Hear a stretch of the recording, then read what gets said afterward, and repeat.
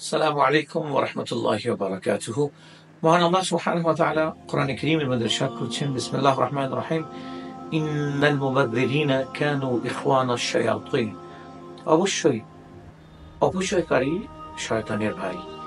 দেখুন, আমাদের বিয়ে শাদীগুলোতে অপচয়। আমার তো কমিউনিটি সেন্টার আছে, আমি দেখি যে এত খানা অপচয় হয়, মানে অবাক হয়ে যাই যে এটা ভাষায় প্রকাশ করা যায় না। হজ করতে গেলাম, ওখানে দেখলাম যে মানুষ খানা ট্রাকে ট্রাকে ফেলে দিচ্ছে, এমন অবস্থা। ডাস্টবিন গুলোতে খানা ভর্তি।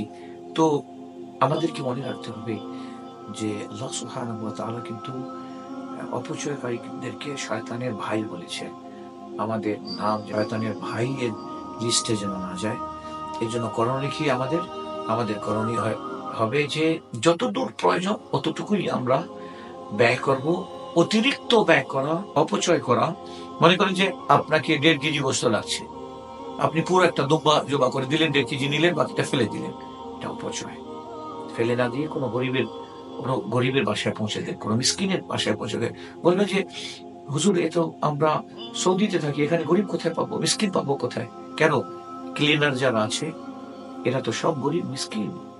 এদেরকে রান্না করে এদের কাছে পৌঁছে দিন, এরা খুব শখ করে আপনার কাছ থেকে নিয়ে খাবে, প্রাণ ধরে আপনার জন্য দোয়া দেবে।